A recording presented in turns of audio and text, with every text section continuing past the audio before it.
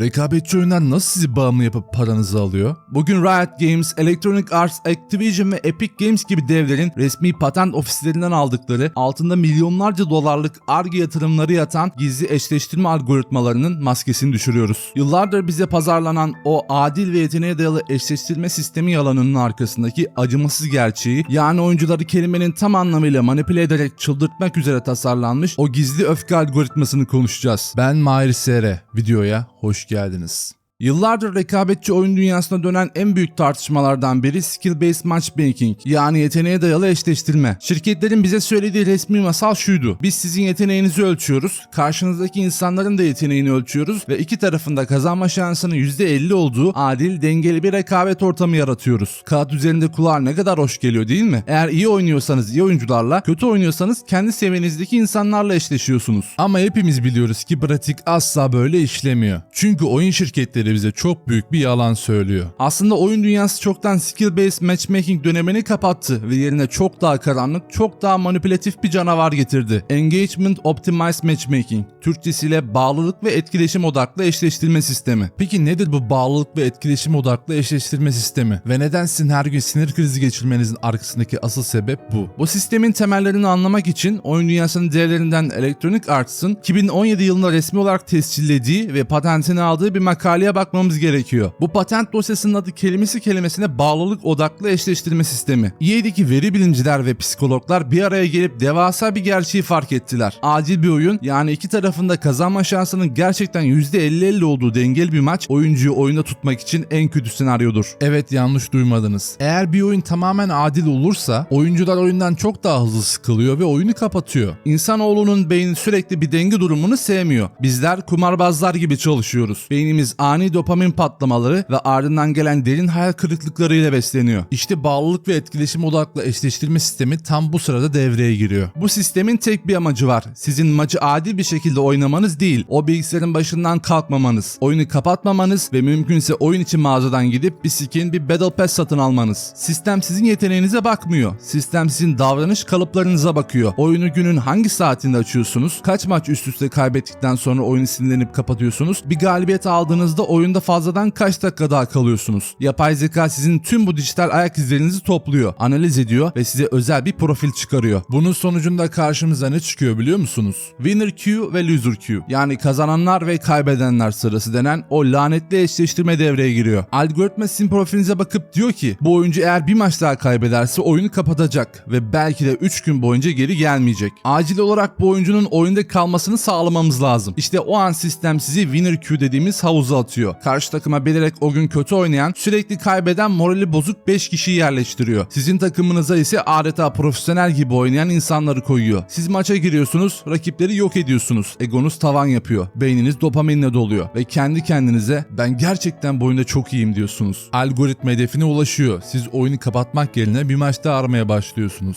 Ama tam tersi de geçerli. Eğer sistem sizin üst üste kazandığınızı ve artık dopamin doygunluğuna ulaştığınızı fark ederse bu sefer sizi loser queue havuzuna fırlatıyor. Neden mi? Çünkü bir süre sonra sürekli kazanmak da heyecanı bitiriyor. Sizi biraz çıldırtmaları, biraz öfkelendirmeleri gerekiyor ki bir sonraki galibiyetin tadı çok daha büyük olsun. Sizi bilerek matematiksel olarak kazanma şansınızın %5 bile olmadığı bir maça kurbanlık koyun gibi atıyorlar. Takımınıza toksik, oyun bozan, bilerek ölen insanları doldururken karşı tarafa kusursuz bir takımı yerleştiriyorlar. Siz haritada çırpınıp sinirden bağırırken arka planda o algoritma sessizce ellerini ovuşturuyor. Çünkü sizi tam olarak istedikleri kıvama getirdiler. Siz adil bir sporda yarışmıyorsunuz. Siz arkasındaki yapay zekanın iplerini tuttuğu, adeta sizi bir labirent faresine dönüştüren devasa bir dijital kumarhanede zar atıyorsunuz. Şimdi kendinize bir sorun: son oynadığınız o berbat maç gerçekten sizin veya takımınızın suçu muydu? Yoksa bir algoritma o gün sizin daha fazla bilgisayar başında kalmanız için o maçı kaybetmenizi önceden tasarlamış mıydı? Olayın sadece bilgisayar başında daha fazla zaman geçirmeniz, yani saf bir bağımlılık mekanizması üzerine kurulduğunu düşünüyorsanız yanılıyorsunuz. Şirketler için sizin zamanınız değerlidir, evet, ama o zamanı doğrudan nakit paraya çeviremedikleri sürece hiçbir anlam ifade etmezsiniz. İşte bu yüzden o gizli öfke algoritmasının ikinci ve çok daha tehlikeli bir boyutu var: doğrudan cüzdanınızı hedef almak. Rekabetçi oyunlardaki eşleştirme sistemleri sadece kimin kazanıp kimin kaybedeceğine karar vermiyor. Aynı zamanda sizin oyun içi mağazaya girip o Battle Pass'i ya da yeni skin'i ne zaman satın alacağınızı da manipüle ediyor. Bu konuda oyun dünyasının arkasındaki asıl acımasız dehalardan cephesinden bir diğerine Activision cephesine bakmamız gerekiyor. Activision 2017 yılında öyle bir patent aldı ki oyun dünyasında yer yerinden oynadı. Ama rüzgarı çabuk dindi. Patentin adı kelimesi kelimesine şuydu: çok oyunculu oyunlarda mikro ödemeleri teşvik etmek için eşleştirme sistemi. Bakın, bu bir komplo teorisi değil. Adamlar resmen devletin patent ofisine gidip biz oyuncuları daha fazla para harcamaya zorlayacak bir yapay zeka sistemi geliştirdik. Bunu bizim adımıza tescilleyin dediler. Peki bu sistem nasıl çalışıyor? Diyelim ki Warzone oynuyorsunuz ve oyuna yeni, son derece popüler, efektleri havada uçuşan pahalı bir silah skini geldi. Siz de o sırada oyuna tek kuruş para yatırmamış, skinsiz silahlarla oynayan sıradan bir oyuncusunuz. Algoritma sizin profilinizi tarıyor. Mağazaya kaç kere tıkladığınızı, o silaha dönüp bakıp bakmadığınızı analiz ediyor. Ve ardından sizi bilerek o yeni ve pahalı skine sahip olan, üstelik oyunda sizden çok daha yetenekli olan bir oyuncuyla aynı maça atıyor. Siz o maç boyunca o adamdan sürekli dayak yiyorsunuz. Sizi her vurduğunda ekranda o silahın özel bitiriş animasyonunu izliyorsunuz ve o havalı ses efektlerini duyuyorsunuz. Algoritma sizin bilinçaltınıza şu mesajı kazıyor: bak, bu silaha sahip olanlar güçlü. Eğer sen de bu oyunda kazanmak istiyorsan o mağazaya gelip kartını okutmak zorundasın. İşin daha da ürkütücü yanı bu sistemin tam tersi yönünde de çalışması. Diyelim ki manipülasyona dayanamadınız ve gidip o çok istediğiniz 50-100 dolarlık skini satın aldınız. Algoritma parayı harcadığınız anı sistemde görüyor ve size anında bir ödül mekanizması hazırlıyor. Sizi hemen bir sonraki maçta karşınıza neredeyse yürümeyi bile bilmeyen çaresiz oyuncuların olduğu bir winner queue'ya atıyor. Siz o yeni skinle rakipleri darmadağın edip adeta oyunu tek başınıza domine ediyorsunuz. Beyniniz o an parayı harcadığınız için pişman olmak yerine inanılmaz bir tatmin duygusuyla doluyor. Kendi kendinize diyorsunuz ki vay be, iyi ki bu parayı vermişim. Bu silah cidden oyunu değiştirdi. Verdiğim her kuruşa değdi. Algoritma sizi manipüle ederek paranızı alıyor. Ardından beyninizi sahte bir zaferle ödüllendirerek sizi bir sonraki harcama için kusursuz bir sadık müşteriye dönüştürüyor. İşte bu yüzden rekabetçi oyunlarda adil bir dünyada yarışmıyoruz. Karşınıza gelen rakipler, takımınıza gelen toksik takım arkadaşları, vurduğunuz ya da vuramadığınız o mermilerin arkasındaki tescilli patentler tamamen sizin psikolojinizi ve cüzdanınızı yönetmek için orada. Siz mikrofonunuza sinirden bağırırken, takım arkadaşlarınızla kavga ederken aslında o arka plandaki devasa yapay zekanın tam olarak istediği şeyi yapıyorsunuz. Sizi öfkelendiriyorlar. Çünkü öfkeli insan mantıklı düşünemez. Öfkeli insan o an yaşadığı hayal kırıklığını ve hırsı tatmin etmek için mağazadaki o skinlere çok daha kolay para harcar. Modern rekabetçi oyun sektörü artık bir eğlence sektörü değil. Karşınızda duran şey insan psikolojisinin en zayıf noktalarını, evrimsel açıklarımızı ve beynimizin kimyasını sömüren devasa bir kitle imha yazılımı. Şirketler bizim oyunlardan keyif almamızı istemiyor. Çünkü keyif alan, tatmin olmuş bir insan rasyonel davranır. Maçı kazanır, mutlu olur. Bilgisayarını kapatır ve gider hayatını yaşar. Oysa onların tamamen bağımlı, hırslı, öfkeli ve sürekli bir sonraki ödülün peşinde koşan labirent farelerine ihtiyacı var. Peki tüm bu acımasız sistemi bile bile biz neden her gün o bilgisayarın başına geri dönüyoruz? Neden o lanetli sıraya gir butonuna basmaktan kendimizi alıkoyamıyoruz? İşte burada davranışsal psikolojinin en karanlık deneyi devreye giriyor. Skinner kutusu ve değişken ödül sistemi. Psikolog Skinner yıllar önce yaptığı deneylerde bir güvercini kutuya koydu ve önüne bir kaldıraç yerleştirdi. Güvercin kaldıracı her bastığında ve düzenli olarak yem aldığında bir süre sonra sadece acıktığında kaldıraca basmaya başladı. Denge vardı, adalet vardı ve güvercin sakindi. Ancak Skinner sistemi değiştirdi. Kaldıraca basıldığında yemin ne zaman geleceğini tamamen rastgele hale getirdi. Güvercin bazen 1. basışta yemi aldı, bazen 5.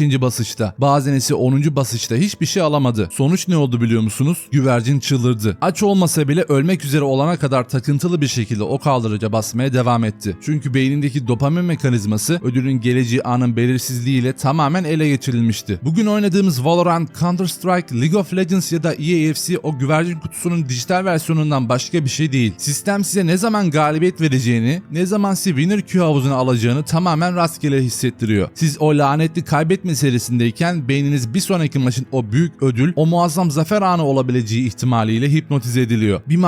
Bir maç daha derken saatlerinizi, günlerinizi ve en nihayetinde akıl sağlığınızı o masada bırakıyorsunuz. Kumarhanelerdeki slot makinelerinin çalışma mantığı neyse, rekabetçi oyunların eşleştirme algoritmalarının mantığı da tam olarak aynıdır. Tek bir farkla, kumarhanede paranızı kaybedersiniz. Burada ise paranızla birlikte zamanınızı, gençliğinizi ve ruh halinizi kaybedersiniz. Ama bu çarkı döndürmek veya durdurmak tamamen bizim elimizde. Bu sistemin nasıl çalıştığını bilmek, o algoritmaların maskesini düşürmek bu savaştaki en büyük silahımız. Bir dahaki sefere üst üste maçlar kaybettiğinizde takımınıza gelen o toksik insanlar yüzünden mikrofonunuza sinirden bağırırken durun ve derin bir nefes alın. Kendinizi suçlamayı, arkadaşlarınızla kavga etmeyi bırakın. Ekrandaki o bozgun yazısına bakın ve arka plandaki algoritma algoritmanın yüzüne karşı gülümseyin. Çünkü o maçın kaybedileceğini siz daha oyunu açmadan önce o sistem zaten seçmişti. Oyunu kapatın, bilgisayarın başından kalkın ve o algoritmanın sizi daha fazla sömürmesine izin vermeyin. Gerçek zafer rank atlamak değil, sizi manipüle etmeye çalışan o milyar dolarlık yazılımı kendi oyununda bozguna uğratmaktır. Peki siz bu gizli eşleştirme algoritmaları hakkında ne düşünüyorsunuz? Hayatınızda yaşadığınız en lanetli kaybetme serisi hangisiydi? Ve bu anlattıklarımdan sonra oynadığınız maçlara farklı gözle bakmaya başlayacak mısınız? Yorumlarınızı çok merak ediyorum. Mutlaka düşüncelerinizi yazın. Videoyu beğendiyseniz de bir beğeni bırakarak algoritmayı yenmeme yardımcı olabilir ve bu tarz videoların devamını kaçırmamak için kanala abone olabilirsiniz. Videoyu sonuna kadar izlediğiniz için teşekkür ederim. Bir sonraki videolarda görüşmek üzere. Kendinize çok iyi bakın. Oyuna kalın ama sistemin kölesi olmayın. Hoşça kalın.